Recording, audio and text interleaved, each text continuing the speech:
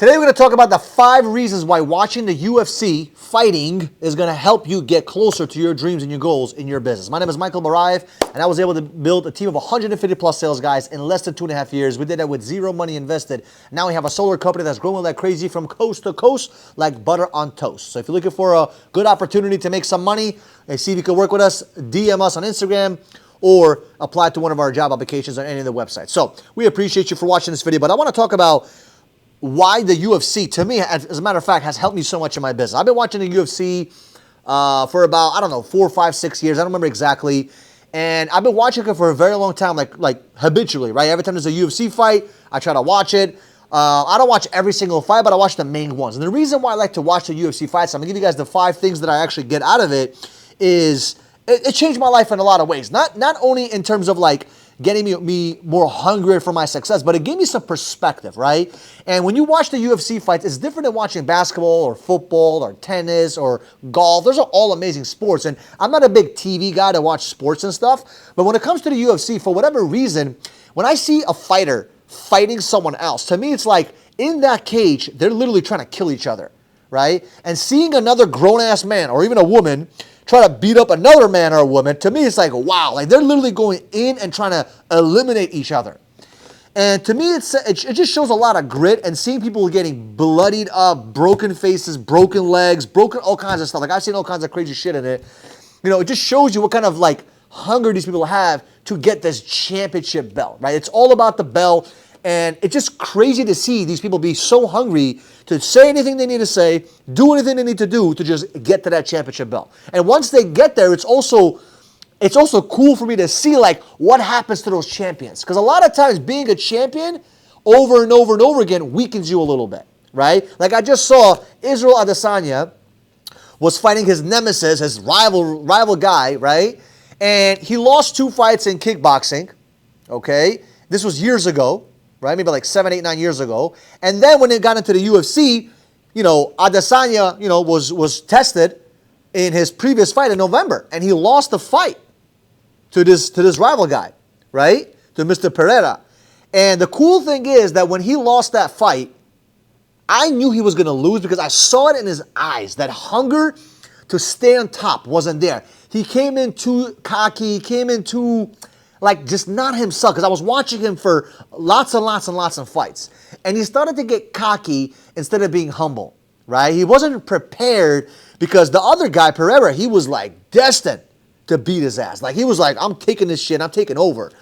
And it was amazing to watch that and seeing him lose. And I already knew that the second he lost, he wasn't talking, he wasn't blaming the guy. He took full responsibility and said, nothing. Like he had nothing to say. He's like, you know what? I take the loss. I take the loss. It is what it is. And I knew from that moment when he lost, I knew he was going to get it back. I just had a feeling. Now, why did I have that feeling? Because I was watching him throughout this camp, right? For the couple of months he was preparing. When he showed up to that fight last night or 2 nights ago, when he showed up, you can see how zoned in he was. When I was watching the press conference, you could see how zoned in he was. You can see how focused he was. And he was just a different beast, a different person. Because he didn't get physically stronger. What happened was he got mentally stronger. That was the first big loss he had in a long time. You know what I mean? It was crazy.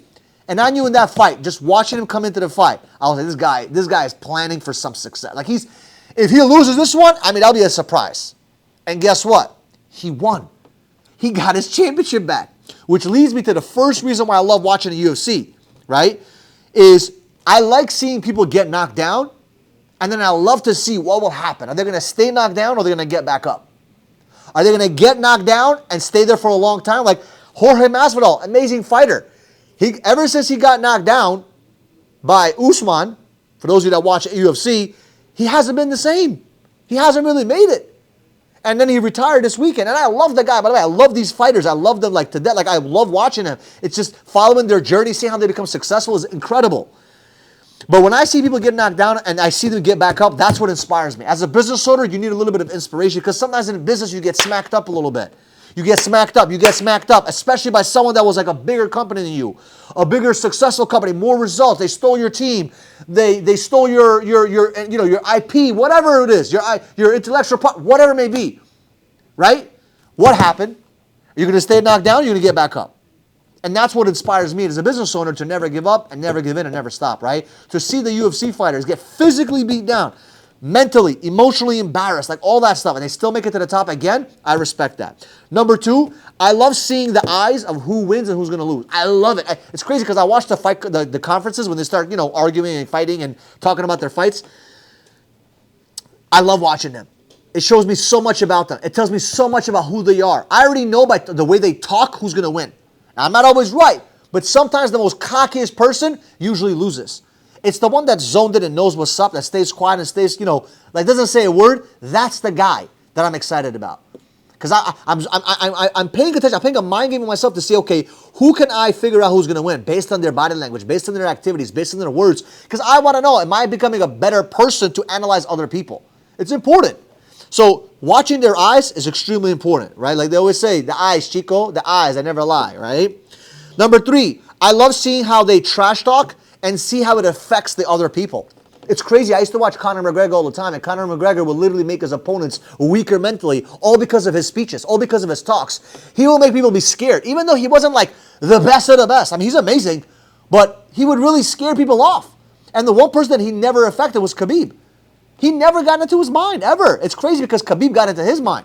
He got into Dustin Poirier's mind one time, and he lost that fight because of that, right? Dustin Poirier lost. But to watch these champions trash talk and see how the other person responds is incredible. People used to laugh at me because I used to set up my table events in the street, in the rain, in the snow, in the cold, and they would laugh at me saying, why the hell are you doing this?